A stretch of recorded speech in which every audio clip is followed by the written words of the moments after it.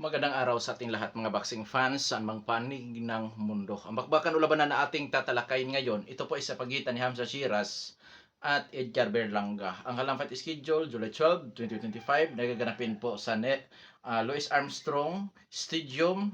Ito po ay matatagpuan sa United States of America. At mapanood po ito ng live sa DAZN pay-per-view. Sa labanan na ito mga idols, tayo po ay maghahayag ng sarili nating fight prediction, comparison at analysis na kung saan pa po lamang sa ating gagawing comparison. Detalyado po na inyong malalaman kung saan naging yamado, saan naging dihado ang maglalaban. At inaanyahan ko rin po kayo na panoorin ang kabuuhang video mula sa ating comparison, prediction, fight, analysis. At nang sa ganon, bago kayo pumili, may mga basihan kayo. Dahil sa magkaroon tayo ng comparison, marapat lamang na atin ding tatalakayin ang mga background dito sa magkabilang panig mula sa kanilang physical na appearance, mga karanasan o eksperyensya sa labanan, maging sa kanilang mga taglay-taglay na skills o mga galawan. Pero bago naman natin ito simulan, para po sa mga boxing fans na bago po lamang napadpad dito sa ating munting channel, inaanyayahan ko po kayo na sana suportahan po ninyo sa pamamagitan po ng pag-subscribe, like, and share. At para po sa mga boxing fans na walang sawa na sumuporta o sumubaybay dito sa ating munting channel, taos puso po ako nagpapasalamat sa inyong lahat. Wala po Dong Sports PH kung wala rin po kayo mga idols. Kaya naman, simulan na natin. Alamin na natin ang background o dahil natin ang background nitong si Edgar Berlanga. Bilang isang professional boxer, may impresibong kartada itong si Edgar Berlanga. 23 wins with 18 wins coming by way of knockout. May isang talo, ngunit wala pang naitalang tabla. Sa kanyang nag-iisang talo mga idol, sa puntusan ito natatalo. At hindi po basta ang tumalo sa kanya, which is si Canelo Alvarez. May edad na 28 anyos itong si Berlanga, height 6 foot and 1 inch, reach 73 inches, orthodox ang stance, knockout ratio 78.26%. Last fight, yun na rin po yung kanyang comeback fight matapos matalo noong September 2024 sa mga kamay ni Canelo Alvarez, na kung saan nagsisilbing challenger si Berlanga sa 4 major title organization na hawak-hawak ni Saul Canelo Alvarez. So sa kanyang comeback fight mga idol, nakasagupa niya si Jonathan Gonzalez Ortiz. Nangyari po yan noong March 15, 2025. Panalo sa kanyang comeback fight si Edgar Berlanga by first round technical knockout. Ngayon, dadako naman tayo sa karanasan o eksperyensya nitong si Edgar Berlanga. Mga idol, bago ito pumasok sa professional boxing, siya po ay dating lumalaban sa amateur. Bagamat hindi kagandahan ang kanyang record o karera sa amateur fights, mga idol, pero noong pumasok ito sa professional fights, ito po yung talagang masasabi natin na matindi, hinahangaan na prospect dahil nag-winning streak ito, puro knockout sa first round, mga 18 fights yata or 17 fights, ganun. Straight po 'yon mga idols. Oo. Straight po 'yon na ganun ang kanyang ginagawa. So, yun nga, dahil sa kanyang magandang ipinakita sa pro fights, nabigyan agad ng pagkakataon para mapalaban si Canelo Alvarez, na kung saan itong si Canelo Alvarez, undisputed world super middleweight champion. O, yan po nangyari. Pero hindi po naging sapat ang kakayahan ni Berlanga. Kaya yon mga idol, natikman niya ang kaunang talo. Pero malaking bagay po yon para kay Berlanga ang kanyang, kahit hindi siya nanalo, yung laban na lamang. Nung saan mga idol, yung pressure na kanyang natanggap mula po sa, alam naman natin na si Canelo Alvarez sa panahon na yan ay siya po ang mukha ng boxing. Hanggang sa ngayon din naman, siya pa rin ang mukha sa boxing. So, yun mga idol. Yung karanasan o eksperyensya na nakuha ni Berlanga doon. Mula sa skills, paano niya maresolba ang mahihirap na laban. So, yun po. Dahil isa sa pinakamahirap o yung pinakamahirap na laban ni Berlanga talaga ay yung laban niya kay Canelo Alvarez. Oo. Kasi sa pangalan pa lang na Canelo Alvarez mga idol, alam mo na kung sino yan. Parang si Pacman din yan nung kanyang kapanahunan mga idols, na naging mukha sa boxing din. Oo. So ngayon, sa skills naman itong si Edgar Berlanga, para sa akin boxer puncher. Pressure partner style, defensive style, brawler style, yan po ang kanyang ginagawa. Pressure, defensive, brawler, counter punching style. Boxer puncher po siya, para sa akin. Timing sa pagbato ng mga kombinasyon o mga suntok, taglay ang power, accuracy. Pagdating po sa depensa, average. Sa durability, marunong lang itong ma-knockdown. Marunong din makarecover po mga idols. So may tibay. Pagka sinasabi naman natin may tibay, hindi sa lahat ng pagkakataon mga idol. malalaman natin na matibay sa physical talaga ang isang boksingero mga idol, yung hindi talaga nakatikim ng knockdown, tulad ni Gennady Golovkin, tulad ng ating kababayan na si Donnie Ahasnietes. Komento nyo sa baba kung na-knockdown ba si Nietes sa kanyang mga laban. At nais ko rin pong malaman mga idols. So yan po, mga matitibay sa physical yan. Oo. Pero mas malala si Golovkin dahil hindi naman mahigpit sa depensa si Golovkin, unlike kay Nietes na technical kung lumalaban. Pero ganun pa man, siyempre may tibay or matibay talaga, nagretiro na hindi malamang yung humalik sa luna. Pero mga idol, ang tibay na yan, dalawa. Yung isa, matibay sa physical, yung isa naman matibay ang determinasyon. Matalo ngayon, bukas mag-world champion ulit. Tulad ni Pacman, Muhammad Ali. So ngayon, dadako naman tayo sa panig ditong si Hamzah Sheeraz. Bilang isang professional boxer, si Hamzah Sheeraz po ay may presibong kartada, 21 wins with 17 wins coming by way of knockout, undefeated at may isang tabla. May edad na 26 anyos, height 6 foot and 3 inches, reach 75 inches, orthodox ang stance, sa count ratio 80.95%. Last 5 February 22, 2025, Carlos Adames. Nagsisilbing challenger itong si Hamzah Sheeraz sa WBC World Middleweight title na hawak-hawak ni Adames mga idols. Na kung saan nauwi sa split draw ang hatol ng mga horado. Oo, pero maraming nagsasabi na talo daw si Sheeraz doon mga idol. Pero yun na nga.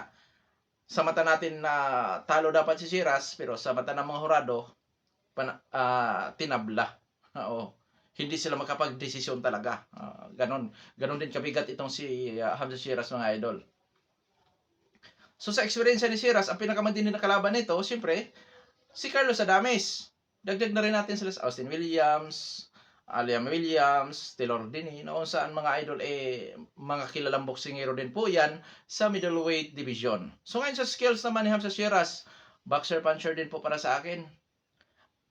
Defensive style, which is malimit natin nakikita ni Hamzah Sheeraz yan, lalo na kung mga recalibrate opponent ang kanyang katunggali. Moving around, back pedal, nagpakawala ng jab, counter, taglay hand speed, siyempre power, may timing at accuracy. Dahil boxer puncher, willing din lumaban sa brulan o tututo na suntukan. May counter, may pushover style din. Itong si Hamzah Sheeraz. Pagdating sa depensa, average. Pagdating po sa durability, masasabi nating may tibay din. Marunong ma-knockdown, pero marunong ding makarecover agad. So, mga idols, dadako na tayo sa ating official comparison. Itong si Edgar Berlanga, taga Puerto Rico, si Hamzah Sheeraz, taga United Kingdom, magpangabot sa bansang Amerika. So mga idol, nasa neutral ground, itong dalawang maglalaban. Nakadepende na lang po yan kung kaninong promosyon ang may hawak. Dahil isa yan sa posibleng maging advantage sa maglalaban po mga idols. Ngayon dadako naman tayo sa ranking ng BoxRec. Okay. Sa ranking ng BoxRec, rank 5 out of 1,785 kababoksingero lumalaban sa super middleweight division, itong si Hamzah Sheeraz. Samantalang si Edgar Berlanga po, rank 9 out of 1,785. So, kung inyo napapansin, lamang sa ranking si Hamzah Sheeraz. Ngayon, dadako naman tayo sa boxing scene. Na kung saan ang boxing scene mga idol, nandoon naka-record sa rank 1 to 15 sa 4 major title organization ang mga pangalan ng mga boksingero. Oo. So ngayon, alamin na natin. Sa WBC, rank 10 si Hamzah Sheeraz, rank 8 si Berlanga. So, lamang nag-count si Berlanga sa ranking po ng WBC. Ngayon, sa WBA, rank 5 si Berlanga, wala ang pangalan ni Hamzah Sheeraz. Sa IBF, rank 6 itong si Berlanga, wala ang pangalan ni Hamzah Sheeraz. Sa WBO, parehong wala po ang kanilang mga pangalan. So kung inyo napapansin, lamang sa ranking si Berlanga sa mga major organization sa boxing. So 50-50 na sila. Dahil doon sa BoxRec mga idol, hindi po natin pwedeng maliitin din ang ranking ng BoxRec dahil yan ay tumutukoy din sa katayo ng isang boksingero. Ganon din naman sa boxing scene. So 50-50 na sila doon mga idol. Oo. Ngayon, dadako naman tayo sa physical na appearance. Unahin natin sa edad. 26 anyos si Hamzah Sheeraz, 28 anyos si Berlanga. So pareho pong nasa peak prime ang dalawang maglalaban. Parehong nasa kanilang kalakasan ngayon itong dalawang maglalaban. Height, reach, power, kung sino po ang may advantage. Mas matangkad po si Sheeraz ng 2 inches. Sa reach, 2 inches din. sa power or knockout ratio, umaabot po sa 80.25% knockout ratio nitong si Hamza Shiras. Si Berlanga naman ay may knockout ratio na 78.26%. So labanan ito ng knockout artist. Ngunit nandito tayo sa comparison, masasabi kong may kalamangan ng kaunti sa knockout ratio o sa power itong si Hamza Shiras. Ngayon, activity. Parehong aktibo ang dalawang maglalaban. Dahil huling napalaban itong si Hamza Shiras, si February 22, 2025. Huling napalaban naman si Berlanga is March 15, 2025. Ngayon mga idol, idagdag ko na rin. For the first time is si Hamza Shiras na mapapalaban sa super middleweight division dahil itong si Hamza Shiras lumalaban lamang sa middleweight division. Unang mga katanungan natin dyan, kung madala ba ni Shiras ang kanyang liksi, ang kanyang lakas, ang kanyang tibay. Kung madala, malaking bagay po yan. Ngayon, disadvantage yan para sa akin. Bakit? For the first time, natin makikita si Shiras na lalaban dito po sa super middleweight division na kung saan itong si Edgar Berlanga ay matagal na dito po sa naturang division. Oo, matagal na siya dyan mga idols. Oo, so ngayon, kung titingnan naman natin mga idol, sa physical na pangangatawan nitong si Hamza Shiras sa edad na 26 anyo sa height na 6 foot and 3. So tingin ko mga idol, balanse lang po sa kanya yan 6 foot and 3, tapos sa korte ng kanyang katawan o sa physical na katawan, natural po talagang tataas siya sa timbang. Sa tingin ko, pagka babalik pa ito sa middleweight division, na kung saan doon siya dati, baka siya po ay mapipiga o mahihirapan sa pagkuha ng timbang. So, mahirap man dito sa super middleweight division, kailangan pagdaanan ni Hamza Shiras yan, kasi nga po, doon na posibleng hiyang ang kanyang katawan sa super middleweight division, hindi na sa middleweight division mga idols. Oo. So may tendency na madala yan ni Shiras kung ang ating pagbabasihan ang korte sa kanyang physical na pangangatawan. So ngayon, dadako naman tayo sa eksperyensya na dalawang maglalaban. Si Hamza Shiras, minsan na naging world title contender sa middleweight division na kung saan hindi naman siya natatalo dahil tinabla po ng mga hurado. Si Jaime Munguia naman, si Edgar Berlanga naman ay minsan na ring naging world title contender sa isa sa pinakapopular na boksingero ngayon sa kasaysayan, si Canelo Alvarez. Hindi po basta rin yun. Dito sila magpangabot ngayon sa super middleweight division. So para sa akin, may kalamangan po si Edgar Berlanga sa uri ng nakalaban, which is si Canelo Alvarez nga. Oo. So, masasabi kong dahil tinalo lang din naman itong si Edgar Berlanga ni Canelo Alvarez, so 55-45 mga idol pagdating po sa eksperyensya in favor of Edgar Berlanga. So, may kalamangan si Berlanga po sa eksperyensya at natural sa timbang dito po sa super middleweight division. Ngayon, dadako naman tayo sa skills. Paano yung boxer puncher? 50-50. Ngunit, sa pag-execute sa kanilang mga skills, magkaiba. Bakit? Si Shiras, more on defensive style. Si Berlanga naman, malimit nasa pressure puncher style. Dahil boxer puncher, may defensive style din itong si Edgar Berlanga. Ngunit mas accurate si Shiras sa defensive style dahil mas matangkad siya. Kumbaga mga idol, pagka nasa inside fighting sila, magpangabot, sa tingin ko, hindi magiging hiyang itong si Shiras, which is hindi talaga siya hiyang sa inside fighting. Dahil malimit siya sa pagpapanatili sa distansya dahil nga sa tangkad nito, hindi siya makakuha ng magandang adjustment para maipatama ang kanyang malalakas na mga kombinasyon o suntok. Oo. Kung makakuha ng distansya at magandang adjustment itong si Shiras, maipatama niya yung mga pamatay niya na suntok, may kalalagyan din si Berlanga dyan.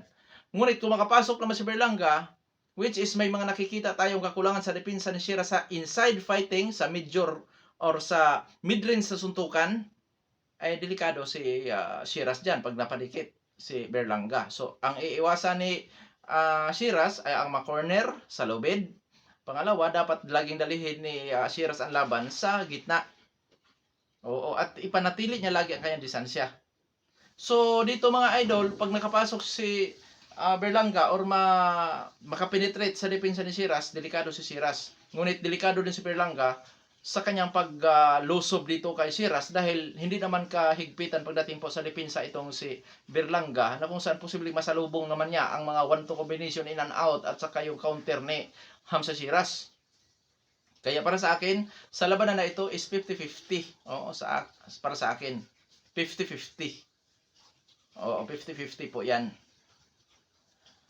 So ngayon dadako na tayo sa ating prediction sa laban. Prediction ko po dyan, mahirap ah. Okay, kailangan ko pumili ng isa. Edgar Berlanga po ako dyan. By technical knockout, 1-10. Oo. Edgar Berlanga, 1-10. Technical knockout. Na kung saan mga idol, kung sakaling hindi rin magawa ni Edgar Berlanga ang pag-knockout kay Shiras, dahil sabi ko nga kanina, may tibay din naman itong taga United Kingdom na si Shiras, pabor pa rin ako kay Berlanga na posibleng mananalo sa pamamagitan po ng puntusan gamit ang matinding pamimresyur na kung saan doon posibleng bahihirapan itong si Shiras sa pamimresyur itong si Berlanga. Oo. So, 50-50 sa ating comparison sa panig naman ni Shiras. Pabor ako kay Berlanga mga idol, pero sa panig ni Shiras, sabi ko nga kanina, kung mapanatili ni Shiras ang kanyang distansya at makakakuha ng tamang adjustment na may patama niya ang kanyang matitinding pamatay na suntok, lalo na yung kanyang straight. Delikado din si Berlanga na knockout. 1-10 din po mga idol para sa akin. Oo, 1-10. Kung sakaling hindi rin magawa ni Shiras na may knockout si Berlanga, tapos mapanatili ni Shiras ang distansya, delikado si Berlanga sa mga counter. Na kung saan, posibleng doon naman magiging dominante si Shiras sa ganung estilo, defensive style. In and out, moving around, doon saan sa haba ng kanyang mga galamay o reach, posibleng yon ang magdala sa kanya para sa advantage sa puntusan. So hindi ka gulat-gulat ni katakataka na mananalo din ito si Shiras sa labanan na yan mga idol. Kaya nga para sa akin 50-50 lang yan. At delikado din ang labanan na ito na mauwi sa tabla. Oo. Lalo na parehong may tibay ito. Ay paano kung palitan lang sila, di ba? Na kung saan parehong kakayanin ang suntok sa magkabilang panig. So delikado din to sa tabla mga idol ang labanan na ito. Isang magandang laban ito mga idol, walang duda. Ma-aksyon ito na labanan. Hanggang dito na lamang, ito Panong Sports PH. God bless po sa ating lahat.